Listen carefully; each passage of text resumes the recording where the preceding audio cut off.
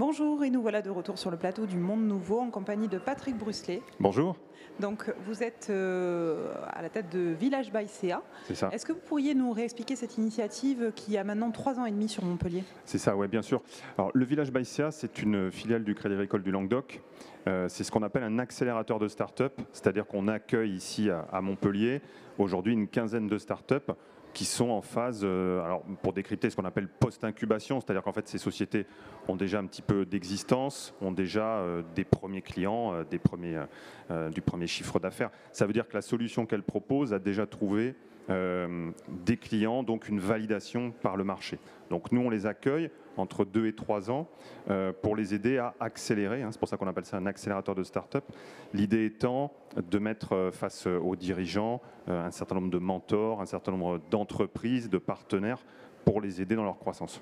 D'accord. Quels sont les critères pour pouvoir accéder à ce village? Alors, comme je disais, pour être utile, on va s'adresser à des startups qui ont déjà une première validation du marché. Donc, c'est ce qu'on va leur demander. Pour faire simple, on dit une première facture et des premiers clients. Voilà.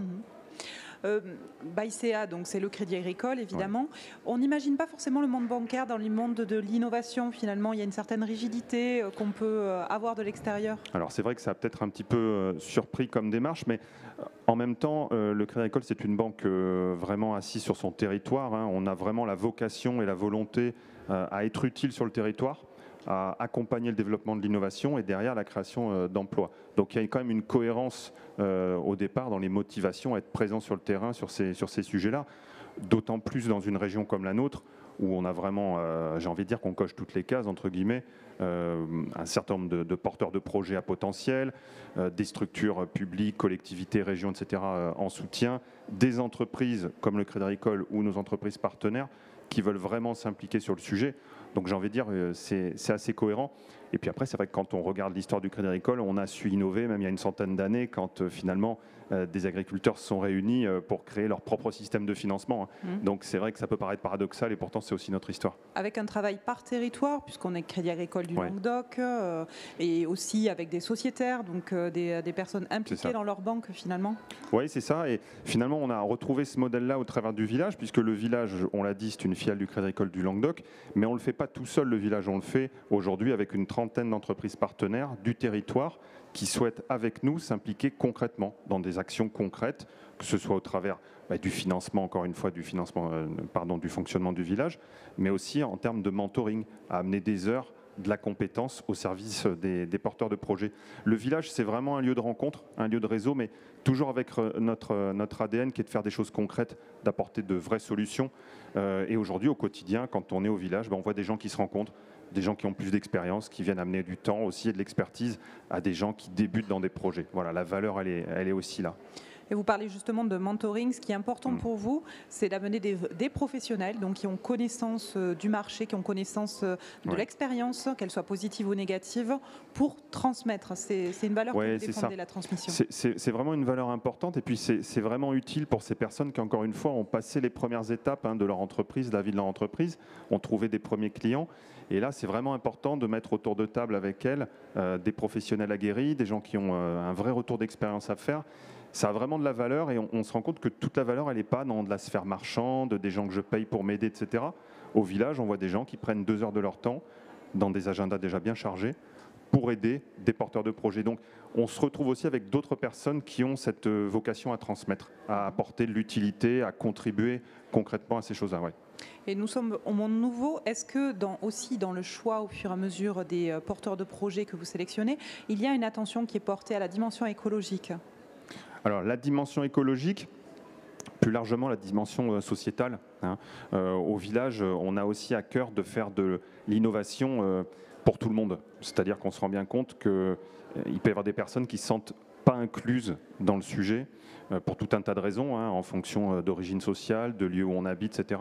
Donc nous, on lance aussi des démarches, des initiatives pour aller contribuer à aider des gens qui veulent se lancer dans le domaine de l'innovation, mais qui, encore une fois, au départ, n'ont pas forcément toutes les cartes en main.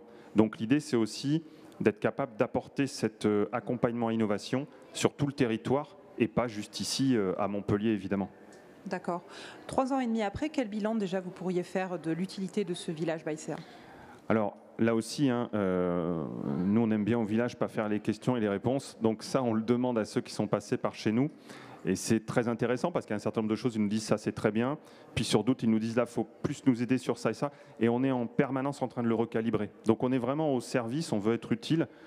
On ne peut pas avoir toutes les réponses tout seul dans son bureau en se disant je vais faire ça avec une page blanche, etc. Donc on a constamment aussi, on apporte du feedback aux startups, mais on leur demande aussi d'en faire avec nous pour adapter en permanence ce qu'on peut faire pour eux. Et puis on se rend compte d'une chose, c'est qu'il faut vraiment apporter un accompagnement personnalisé.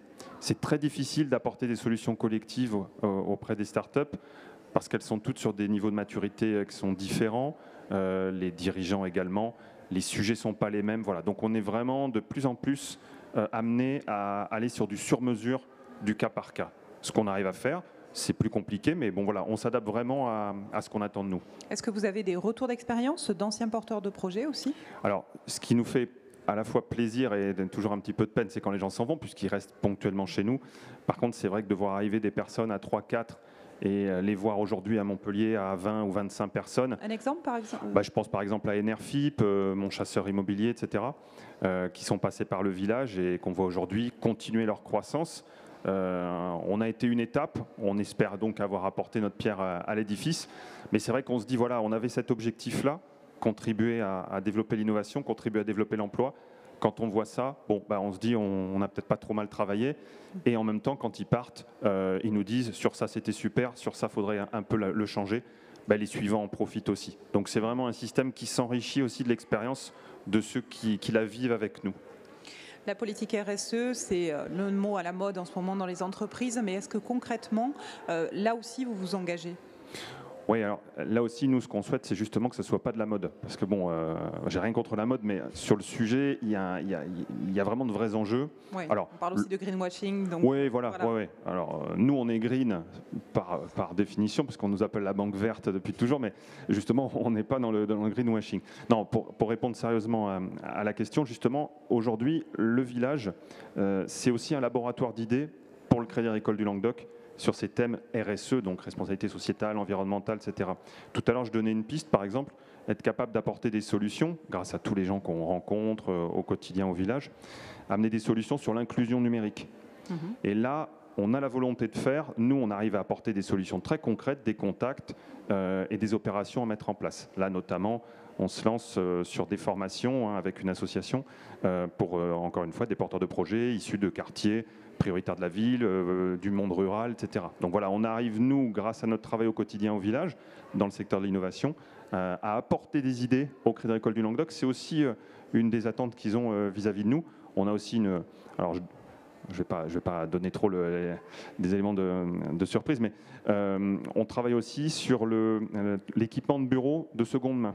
C'est-à-dire qu'est-ce qui se passe quand une entreprise décide de changer tout son mobilier, alors qu'on sait qu'il y a d'autres entreprises qui se lancent qui pourraient en avoir besoin.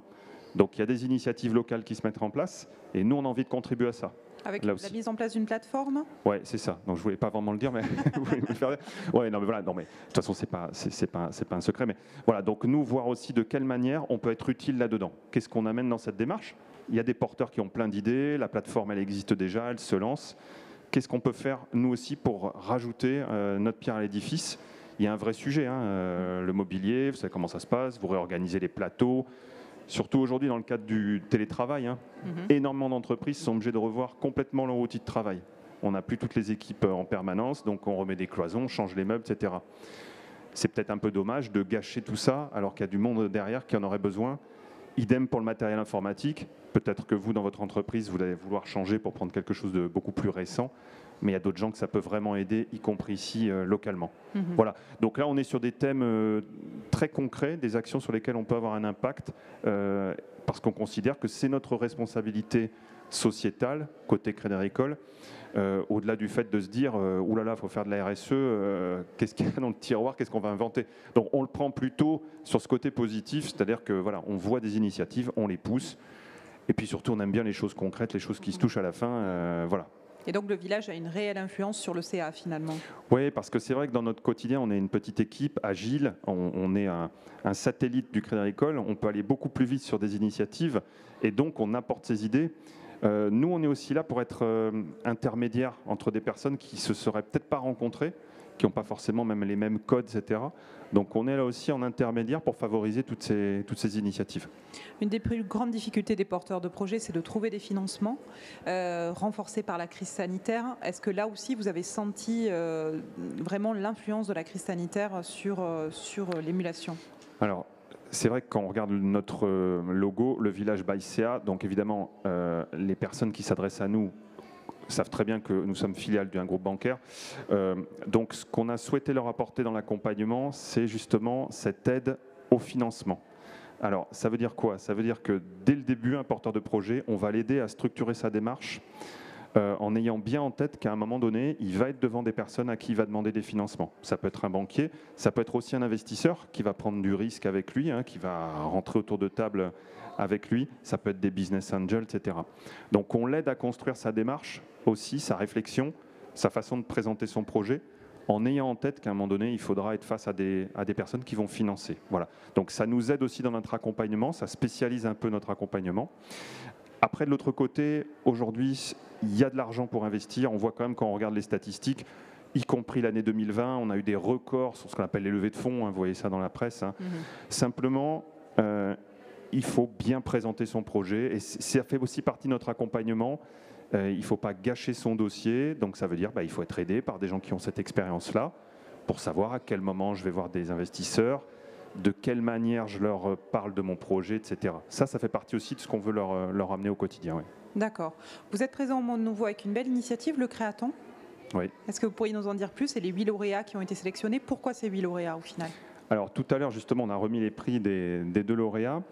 C'est vrai que quand le Monde Nouveau s'est lancé, on nous a proposé cette partie donc incluse dans la globalité du forum qui s'appelle le Créaton. L'idée, mais évidemment on s'y est retrouvé, ça nous parlait forcément. L'idée, c'est de dire on va permettre à une petite dizaine de porteurs de projets avec, encore une fois, un impact environnemental, sociétal, etc. On voudrait les aider à passer un palier. Pour faire ça, on retrouve ce que je vous disais tout à l'heure, aidons-les avec des mentors, de la bienveillance, de l'expertise, etc., pour progresser dans leur démarche. Donc, ce qu'on a fait très concrètement pour le Créaton, on a reçu tous les porteurs de projets au village, c'était mi-septembre de mémoire, sur toute une journée. Ils pouvaient choisir parmi différentes thématiques d'expertise, ils pouvaient piocher entre guillemets dedans, et ils ont eu à chaque fois par thème 2 heures de coaching, là aussi avec des interlocuteurs vraiment qualifiés, ce qui leur a permis de passer un cap là aussi dans leur démarche. Alors, ils étaient ici présents au Forum du Monde Nouveau. Il y a 2 prix qui ont été décernés, donc c'est pas moi je les ai remis, mais c'est pas moi qui ai voté. En l'occurrence, il y avait les professionnels présents ici au Forum qui ont voté. Donc il y avait un prix des pros et un prix des visiteurs. Donc chacun a pu voter. Vous pourriez peut-être nous parler un peu des lauréats? Alors les 2 lauréats, je n'ai pas pris l'affiche, donc je ne veux pas dire de bêtises parce qu'on a eu la dizaine de dossiers sous les yeux. Je vous invite à regarder, tout à l'heure ils ont pu se présenter, vous aurez sans doute le replay là pour voir en détail ce qu'ils proposent. J'ai envie de dire, il y a 2 lauréats, c'est le jeu. Maintenant, j'ai quand même le sentiment que tout le monde a gagné. Alors, c'est pas l'école des fans, mais je veux dire, tout le monde a quand même eu cette journée de coaching, à rencontrer des gens, on prend des contacts, on voit d'autres personnes ici. Et ce qu'on leur explique aussi, c'est qu'on ne peut pas mener un projet tout seul dans son coin. On a une idée, on doit s'entourer et on doit être aussi capable de construire un réseau qui va nous apporter à toutes les étapes. Et donc, avoir participé au Créaton du Monde Nouveau, c'est en ça que je dis que tout le monde a gagné, c'est que tout le monde a noué des contacts et ça sera utile pour tout le monde. Et bon, donc je leur souhaite bon vent à tous et j'espère qu'on les retrouvera. C'est toujours attachant de voir des gens comme ça sur des journées. Après, on jette un œil, réseaux sociaux, etc. Moi, j'étais dans une autre opération, sur un autre événement vendredi. C'est pareil, on se dit, ah, ça c'est intéressant et voilà, on se le note dans un coin et on les suit. Voilà, et c'est une belle phrase pour se tourner vers l'avenir. Merci beaucoup pour ce temps d'échange. Merci à vous. Merci.